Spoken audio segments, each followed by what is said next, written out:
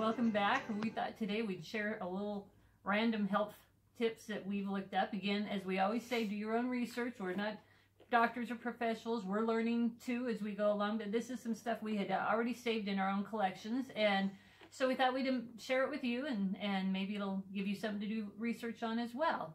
So the first little thing that I got is just a little kind of get us going here, but this is from Dr. Mark Hyman. He says it's a lot easier to control what we eat than how much we eat. So it's really more about, it's not about quantity, it's about quality of food. And we've said that a lot, that you need to eat food that is as close to the source as possible and stay away from things that you can't pronounce. If it's got additives or it's got a list of ingredients, and it's probably not from the ground or from the tree or from a grass-fed animal. So anyways, it's not about quantity, it's about quality of food. To go along with that, and I didn't even realize that Edie was going to show that, but I found this, and I wasn't even sure I was going to show it today, but it kind of goes along with that. You don't have to eat less, you just have to eat right. Something else to keep in mind. Okay, so here's just a random tip here. Research shows that consuming more than 2 servings of fresh oranges a week may reduce the risk of glaucoma by 82%. And we'll post these sites and things on our Instagram site too. But I have actually heard and read before too that macular degeneration could be prevented if people would eat more fruits and vegetables when they were younger. You can do research on that yourself, but a lot of the issues that we have, actually the source and the way to stop it or combat it or prevent it is just through the good foods that we have to eat, but we so often don't make the best choices. So that's one way to prevent disease. Okay, the first thing I want to talk about today is coconut oil. You all saw our video from when we went to Costco. We got 2 big jugs of coconut oil, and we use it a lot. We use it for, as we said, for our skin, for our moisturizer, for our dry lips, hands, our feet. I use it in cooking. That's the oil I use if I need to fry something. But there are so many other choices or other uses for coconut oil. So I'm going to show you several. And I'm also going to, on our video, when we post the video, we will put the links to these articles so you can go in and read the articles. This article is by Dr. Axe, he is a medical doctor and believes also in natural medicine, which is my favorite kind of doctor. I like the MD, but I also want someone who's going to believe in natural medicine and natural healing and healing through eating healthy. Eating healthy? I am healthy. How about eating healthy? I'm not all as healthy as I should be, but I'm working on it. So first we'll talk about coconut oil for medicinal uses. And like Edie said, we'll post these on our Instagram site. It fights inflammation. It boosts immunity. It's a protector, a sleep aid, fights acne, helps sick pets, kills candida, balances hormones, supports digestion, gives constipation relief. It's a fat-burning supplement, cancer protection and defense, prevents bone loss and osteoporosis, Alzheimer's treatment and brain health, blood sugar stabilizer and diabetes preventer, eczema and psoriasis cure treatment, balances cholesterol levels, and it said it twice. Evidently it's really important. It provides constipation relief. All right. Next I'm going to tell you about the household uses for coconut oil. And there's one in here that I want to try. Well, maybe we'll try a lot of them. Homemade hand soap sounds hard, but who knows? Maybe we'll try it. Laundry detergent? Laundry detergent. Okay, let's get on with it. Carrier oil for homemade candles, a rust reducer, homemade hand soap, laundry detergent. Read the article. Furniture polish. I read some of this. The furniture polish, it's supposed to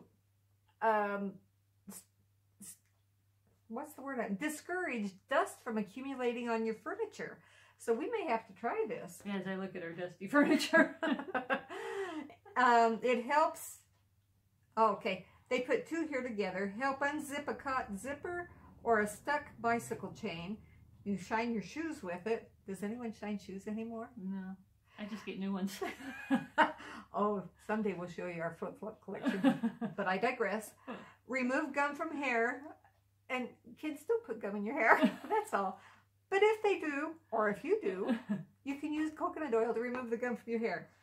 And here it is, a furniture dust preventer. Read the article. That was very interesting. And here's the food uses for coconut oil. Buttering your toast. Natural energy booster. Creamer for coffee. Chocolate coconut fondue. Boost nutrients in smoothies. Healthy popcorn topping. Natural throat lozenge. Sports drink replacement. Create healthy homemade mayonnaise. Topping for baking potatoes. Replace unhealthy fats when baking, which I already have started doing that, and we can't tell a difference. I use it if I'm going to saute some onions or something for one of our meals, I use it. That's the only oil I use now, and it's you don't even get the coconut flavor, at least for us. It's really good. It also prolongs the freshness of eggs. It's a replacement for nonstick cooking spray, and it also is very good at cooking at high heat, better than olive oil. It sustains itself longer. Now there's even more for coconut oil. This is coconut oil for beauty and skin uses. It's a natural skin moisturizer, a wrinkle reducer. Guess I'll use that body all over my body. Oh, TMI. And then we can compare and see if it's helping. No, said no one ever. Okay. A natural makeup remover, which is really good to know. This is something I just found out. Instead of using chemical makeup removers, I have very sensitive eyes, and it's sometimes wearing eye makeup is very difficult for me. But when I do wear it, it's good to know that I can use coconut oil as the makeup remover, because then I don't put any more chemicals on my face or get them in my eyes. It locks in moisturizer after showers. It locks in moisture after showers. It's good for homemade toothpaste, a lip balm, naturally tinted lip gloss or lipstick, personal lubricant, natural mouthwash, coconut oil pooling, natural deodorant, as a gentle face wash, a wound salve, cellulite solution, soothing shaving cream. If you have cellulite, I don't. No one in this house does. Soothing shaving cream, sunscreen, sunburn remedy, a massage oil, a stretch mark reducer, insect repellent, antifungal cream, a cold sore treatment, nail cuticle oil, soothing foot rub, ingrown hair treatment and preventer, sulfate-free shampoo, natural hair conditioner, prevent and treat dandruff, hair detangler for children, a homemade exfoliator, cheekbone highlighter, makeup brush cleaner, hair brush cleaner, baby ointment and diaper rash guard, hair texturizer and gel. And then number 35 says a replacement. That's all, just replacement. But 36 says natural vapor rub and cold remedy. These are 77 uses for coconut oil, and in the article it specifies that you should get the virgin organic coconut oils, because that's the best kind. The least processed is the better, is the best. So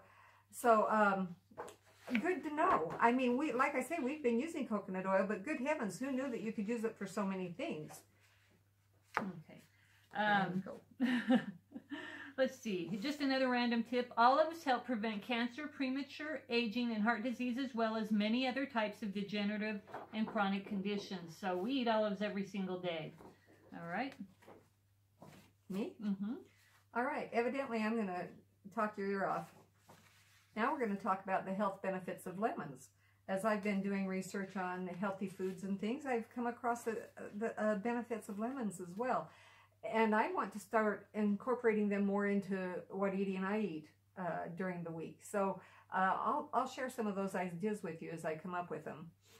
Lemons can help reduce weight, gives release from fever and colds, soothes toothache and cleanses teeth, provides relaxation to feet and treats corns, eases pain of sunburn and bee stings, controls high blood pressure, stops internal bleeding and nosebleeds, treats rheumatism and arthritis, cures indigestion and constipation, reduces dandruff, and gives hair a natural shine. So between lemon and coconut oil, your hair should be awesome. Then it says it helps fade scars, removes wrinkles and blackheads. here it says under the nutrients, dietary fiber 19%, carbohydrates 4%, protein 2%, vitamins, vitamin C is 128%, vitamin B6 is 5%, thiamine is 3%, and the minerals are copper 13%, calcium 6%, and iron 4%. So, oh, and there's one more here. If you, in the article that we'll put the link on, it gives a recipe for some lemon water. It aids in digestion and detoxification, bumps up the vitamin C quotient, rejuvenates skin and body healing, helps shed pounds, and boost energy and mood. Just some more things to think about. Lemons, like I said, there's something that we're going to start incorporating into our week, and I'll share those ideas with you as I come across them someday. I'm just going to do one more. Just talking a little bit about wheat. Dr. Hyman, and he's a medical doctor, and we have used him before but in our videos, but he says eating 2 slices of whole wheat bread raises your blood sugar more than eating 2 tablespoons of table sugar. And he also went on to say that whenever you eat something containing wheat flour, you might as well be mainlining sugar. There's a really good book by Dr. William Davis, called Wheat Belly, and he advocates for not eating wheat as part of your grains.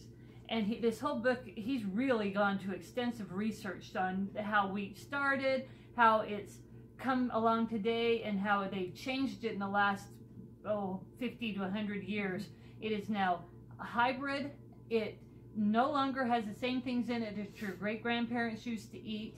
And Dr. Davis is a cardiologist who now really emphasizes his practice on preventative cardiology. And part of that practice is that he takes wheat out of people's diets because, and let me just share a little bit with you, but certainly if you're interested, go get his book. But he says, so why has this seemingly benign plant that sustained generations of humans suddenly turned on us? For one thing, it is not the same grain our forebears ground into their daily bread. Wheat naturally evolved to only a modest degree over the centuries, but it has changed dramatically in the past 50 years under the influence of agricultural scientists. Wheat strains have been hybridized, crossbred, and introgressed to make the wheat plant resistant to environmental conditions such as drought or pathogens such as fungi.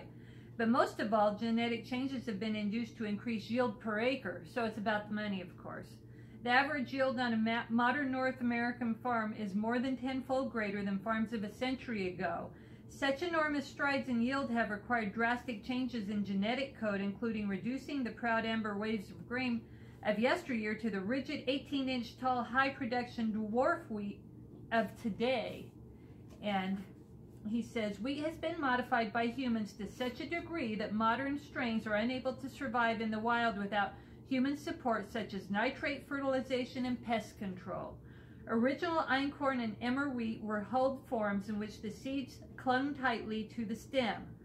Modern wheats are naked forms in which the seeds depart from the stem more readily, a characteristic that makes threshing easier and more efficient.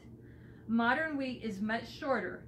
The romantic notion of tall fields of wheat grain gracefully waving in the wind has been replaced by dwarf and semi-dwarf varieties that stand barely a foot or 2 tall, yet another product of breeding experiences to increase yield.